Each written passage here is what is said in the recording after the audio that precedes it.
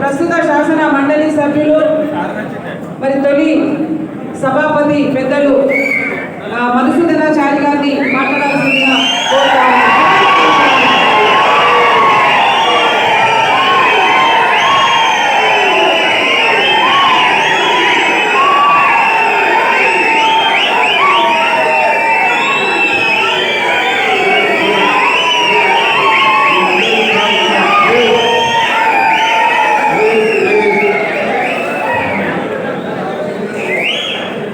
జై తెలంగాణ,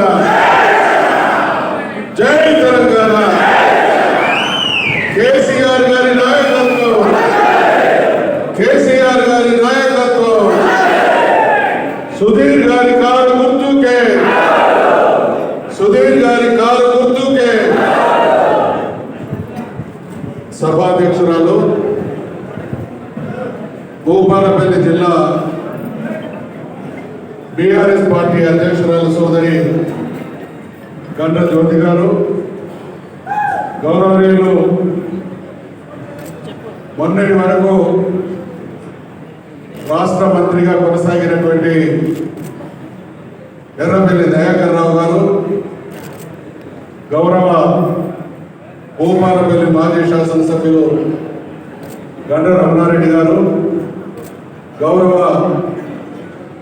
మొదటి deputy CM Rajaiah గారు, గౌరవ సహచర శాసన మండలి సభ్యులు మన నియోజకవర్గ ఇన్ఛార్జ్ బసవరాజు సారయ్య గారు, గౌరవ కార్పొరేషన్ మాజీ చైర్మన్ సోదరులు కేతిరెడ్డి వాసుదేవరెడ్డి గారు, సీనియర్ నాయకులు ఉమ్మడి వరంగల్ జిల్లా ప్రజా పరిషత్ మాజీ చైర్మన్ సోదరులు సాంబారి సంబారావు గారు, గౌరవనీయులు రాకేష్ రెడ్డి గారు, ఇప్పటి వరకు మన అభ్యర్థిగా మన ముందు ప్రసంగించినటువంటి గౌరవ సుధీర్ గారు, మిర్యాల రాజిరెడ్డి గారు, స్థానిక జిల్లా ప్రజా పరిషత్ వైస్ చైర్మన్ గారు, మున్సిపల్ చైర్పర్సన్ గారు, స్థానిక సంస్థల ప్రజాప్రతినిధులందరికీ, జడ్పీటీసీలకు, ఎంపీపీలకు, ఎంపీటీసీలకు, సర్పంచ్లకు, నామినేటెడ్ పోస్టుల్లో ఉన్నటువంటి పెద్దలందరికీ, పార్టీ సీనియర్ నాయకులందరికీ, భూపాలపల్లి తెలంగాణ రాష్ట్ర సాధనోద్యమంలో చరిత్రాత్మకమైనటువంటి పాత్ర పోషించి చరిత్రలో లిఖించదగినటువంటి ఉద్యమంలో భాగస్వాములై మరొక్కసారి తెలంగాణ రాష్ట్ర సమితి మీద, బీఆర్ఎస్ మీద, మన నాయకత్వం మీద, ఈ రాష్ట్రంలో కొనసాగుతున్నటువంటి అప్రజాస్వామిక పాలన సాగిస్తున్నటువంటి నిరంకుశ విధానాలని చీల్చి చెండాడి రేపటి పార్లమెంట్ ఎన్నికల్లో బీఆర్ఎస్ అభ్యర్థిని గెలిపించడానికి అన్ని గ్రామాల నుండి తరలివచ్చినటువంటి ఉద్యమకారులందరికీ, నాయకులందరికీ పేరు పేరున హృదయపూర్వకమైనటువంటి నమస్కారాలు తెలియజేస్తా ఉన్నాను. మిత్రులందరూ చాలా సావధానంగా అనేక విషయాలు మనవి చేసేది. మేము చెప్పినటువంటి ఇక్కడ చెబుతున్నటువంటి విషయాలన్నీ మీకు తెలిసినప్పటికీ అలసత్వం వల్ల, అప్పుడప్పుడు అశ్రద్ధ వల్ల ఎదురు దెబ్బలు తింటున్నాం కాబట్టి మా వాళ్ళకు జరుగుతున్నటువంటి దాస్తీకాలు చెప్పాలి, ఈ రాష్ట్రంలో కొనసాగుతున్నటువంటి దుర్మార్గం మరొకసారి మీ ద్వారా ప్రజలకు చేరవేయాలనేటువంటి ఆలోచనతోనే సుదీర్ఘమైనటువంటి అనుభవాన్ని పెద్దలందరూ మీకు మనవి చేయడం జరిగిందనేటువంటి విషయాన్ని మనవి చేస్తా ఉన్నాం. ఈ రాష్ట్రంలో ఉన్నటువంటి సీనియర్ నాయకులలో నేను ఒకటి. నేను 40 సంవత్సరాల నా సుదీర్ఘ రాజకీయ జీవితంలో అనేక విషయాలను స్పష్టంగా అర్థం చేసుకున్నా, అనేక విషయాలను స్పష్టంగా ఆకలింపు చేసుకున్నా. ప్రజాస్వామ్యంలో ప్రభుత్వ పాలనలో రెండు విధాలైనటువంటి అప్రోచ్లు ఉంటాయి పాలకులకు. ఒకటి పాజిటివ్ అప్రోచ్, రెండవది నెగటివ్ అప్రోచ్. అంటే సానుకూల దృక్పథం, దానికి వ్యతిరేకమైనటువంటి దృక్పథం. Constructive life and destructive life. ఒకటి నిర్మాణాత్మకమైనటువంటి పంద అయితే మరొకటి నిర్మూలనాత్మకమైనటువంటి పంద. కేసీఆర్ గారి జీవితం తెలంగాణ రాష్ట్ర సాధనోద్యమం 2000 సంవత్సరంలో ప్రారంభించినప్పటి నుండి ఈ రోజు వరకు చూస్తున్న ఆయన ఎప్పుడూ నిర్మాణాత్మక పంద అనేటువంటి విషయాన్ని ఈ సందర్భంగా మీ అందరికీ కూడా మనం చేస్తాము. ఈ ప్రభుత్వానికి ఒక స్పష్టత లేదు, ఒక అవగాహన లేదు. కారణం వాళ్ళు ఇచ్చినటువంటి హామీల విషయంలో వాళ్ళకు తెలుసు అధికారంలోకి వస్తే ఇవి చేయలేమనేటువంటి విషయం స్పష్టంగా తెలిసి ప్రజల్ని మభ్యపెట్టి మోసం చేసి ఓట్లు వేయించుకున్నటువంటి ప్రభుత్వం ఈనాడు ఈ రాష్ట్రంలో కాంగ్రెస్ రూపేణ కొనసాగుతుంది అనేటువంటి విషయాన్ని మనం చేస్తా ఉన్నాం. వాస్తవంగా జరిగింది ఏంటి? మిత్రులు వాసుదేవరెడ్డి గారు చెప్పినట్టు 5-6 సీట్లు మాత్రమే కాంగ్రెస్ పార్టీకి ఉండేది. వాళ్ళు ఏమనుకున్నారు? ఈ 5-6 కాస్త 25-30 సీట్లు చేసుకోవాలి, ఓట్లు పెంచుకోవాలి, సీట్లు పెంచుకోవాలి. కాబట్టి అనేక రకాలైనటువంటి హామీలు ఇచ్చిండు. ఆచరణ సాధ్యం కావవి.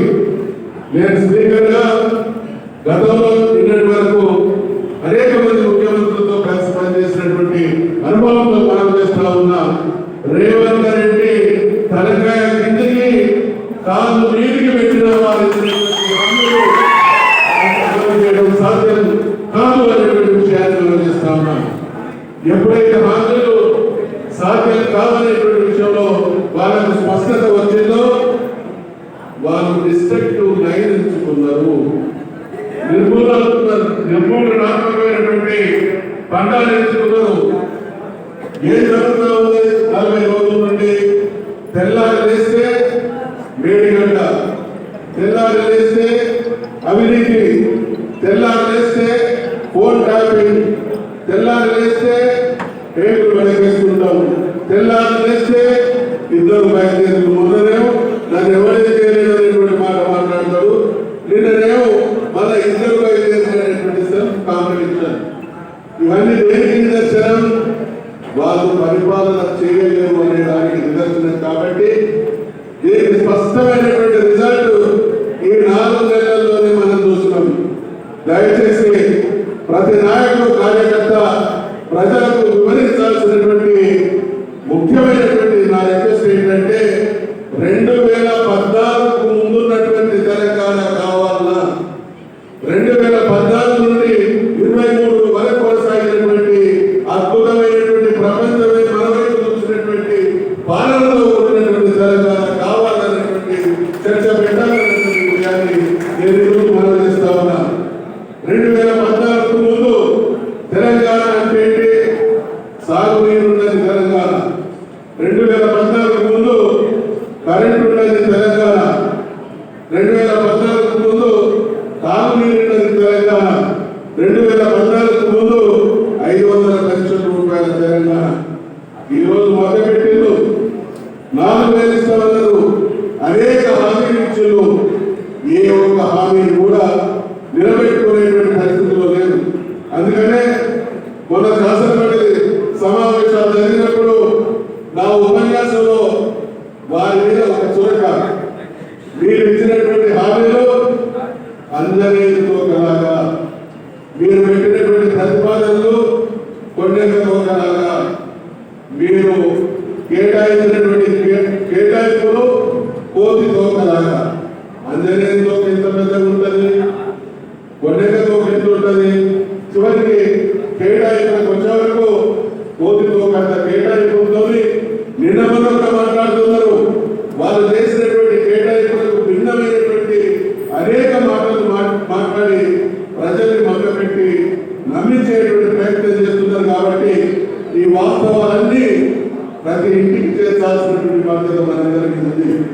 పోయినసారి శాసనసభ ఎన్నికల సందర్భంగా కాంగ్రెస్ పార్టీ మేనిఫెస్టో ప్రజల్లోకి వాళ్ళు తీసుకుపోయినటువంటి తీర్పుని అందరూ కూడా గమనించారు. ఆ వాస్తవాలు ప్రజల్లోకి తీసుకుపోయి మెప్పించడంలో వాళ్ళు విజయం సాధించినప్పుడు వాస్తవాలను ప్రజాక్షేత్రంలోకి తీసుకెళ్తే కాంగ్రెస్ పార్టీకి పుట్టగతులు ఉండవనేటువంటి విషయాన్ని ఈ సందర్భంగా మీ అందరూ కూడా నేను నిర్ణయిస్తా ఉన్నా. ఈ సందర్భంగా నేను ఆలోచిస్తా ఉన్నా. ఈనాటి ముఖ్యమంత్రి రేవంత్ రెడ్డి గారి గురించి ఎక్కువ మాట్లాడితే మనల్ని మనం తక్కువ చేసుకున్నట్టయితే, ఎందుకంటే 2000 సంవత్సరంలో టీఆర్ఎస్ పార్టీని ప్రారంభించినటువంటి రోజుల్ని ఒక్కసారి మీరు గుర్తు చేసుకోండి. ఒకవైపు రాజశేఖర రెడ్డి, ఒకవైపు చంద్రబాబు నాయుడు, మరొక వైపు కేసీఆర్ ఒక్కడే. ఆ రోజు ఈ బలం లేదు, ఈ బలగం లేదు, ప్రజల్లో తెలంగాణ వస్తుందనేటువంటి విశ్వాసం లేదు. ఒక్కరి ఉండి కూడా 2 పార్టీలలో 2 నాయకుల్ని ఏ రకంగా ఎదుర్కొని తెలంగాణ రాష్ట్రాన్ని తెచ్చిందో కేసీఆర్ గారు విశ్వరూపం చూపిస్తే ఈ కాంగ్రెస్ పార్టీని పూజైపోయి తరిమి కొట్టడం అంత పెద్ద సమస్య కాదు అనేటువంటి విషయాన్ని మనం చేస్తా ఉన్నాం. భారతీయ జనతా పార్టీ ఈరోజు అభ్యర్థిగా ఉన్నటువంటి రమేష్ కావచ్చు, లేదా కాంగ్రెస్ పార్టీ తరఫున పోటీ చేస్తున్నటువంటి కళ్యాణ్ శ్రీ గారి కావచ్చు, ఇద్దరు కూడా నికాస్ అయినటువంటి అవకాశం వారు. కళ్యాణ్ శ్రీ గారు రాసి పెట్టుకొని చరిత్రాత్మకమైనటువంటి తప్పిదాలు చేసినాం. ఒక ఇంటికి ఒక బిచ్చగాడు వస్తే మనం అన్నం పెడితే, మన గదిలో తిననిస్తే, కడుపు నిండా తిన్న తర్వాత నీ కడుపు చల్లకుండా అనేటువంటి దీవెన పెడతారు. నిన్ను పెంచి పోషించి డిప్యూటీ సీఎం చేసి అడిగినటువంటి అవకాశాలను ఇచ్చి చివరికి ఈ జిల్లాలో అత్యంత మహారాజులు ఎంపీ టికెట్లను ఆశించిన వాళ్ళని కాదని నీ మాయమాటలను నమ్మి నీ డబ్బుల గోకర్ణ గదకన్న విద్యలకు ఒక రకంగా మోసపోయి కేసీఆర్ గారిని నమ్మి నీ బిడ్డకు టికెట్ ఇస్తే ఏ పార్టీ అయితే నిన్ను పోషించిందో పెంచిందో, ఏ పార్టీ అయితే నీకు ఈ స్థాయిని తీసుకొచ్చిందో ఆ పార్టీ గౌరవాన్ని దిగజార్చి ద్రోహం చేసి, ఇది కాకతీయుల గడ్డ, చరిత్రాత్మకమైనటువంటి గడ్డ, పోరాటాల కిల్ల. ఇక్కడ పోరాటం, కొట్లాడడం, త్యాగం చేయడం తప్ప ద్రోహం చేయడం తెలియదు. ద్రోహం తెలియనటువంటి వరంగల్ గడ్డకు ద్రోహి అనే పేరు తెచ్చినటువంటి నీకు తగిన శాస్త్రి వరంగల్ జిల్లా ప్రజానికం చేసి తీర్చినటువంటి విషయాన్ని ఈ సందర్భంగా మనం చేస్తా ఉన్నా. ఆరు రమేష్ మామూలు నాయకుడు 2 సార్లు అవకాశం ఇస్తే ఇవాళ పార్టీ ఫిరాయించి ఏ రకంగా కూడబెట్టిందో తెలియదు, కానీ ఇప్పటికే ఆయన చేస్తున్నటువంటి ఖర్చు ఒక ప్రవాహంలాగా ఉంది అనేటువంటి మాట వింటాము. మరి వీరందరికీ భిన్నంగా మన అభ్యర్థి అయినటువంటి సుధీర్ గారు 2000 సంవత్సరం నుండి చాలా మందికి తెలుసు. 2001లో టీఆర్ఎస్ పార్టీ ప్రారంభమైంది, కానీ ఉద్యమానికి సంబంధించినటువంటి ఎజెండా 2000 సంవత్సరంలోనే ప్రారంభమైతే కెప్టెన్ లక్ష్మీకాంతరావు గారితో పాటు 2000 సంవత్సరం నుండి ఈనాటి వరకు అన్ని కార్యక్రమాల్లో పాల్గొన్నటువంటి నికాస్ అయినటువంటి ఉద్యమకారుడు సుధీర్ బాబు అనేటువంటి విషయాన్ని మనం చేస్తా ఉన్నాం. ఈ మాట నేను ఎందుకు మనం చేస్తా ఉన్నానంటే, భూపాలపల్లిలో మనం చేసినటువంటి చరిత్రాత్మక ఉద్యమ గడ్డ కాబట్టి ఈ గడ్డ ఆయన గెలుపులో కీలకమైనటువంటి ప్రధానమైనటువంటి పాత్ర పోషించాలనేటువంటి విషయాన్ని మనం చేస్తూ పార్లమెంటులో మన ప్రాతినిధ్యం ఉండాల్సినటువంటి అవసరం ఉంది. 2004లో మొదటిసారి టీఆర్ఎస్ పార్టీ పార్లమెంటులో ప్రవేశం చేసింది. ఈ 2004 నుండి 24 అంటే 20 సంవత్సరాల ప్రస్థానంలో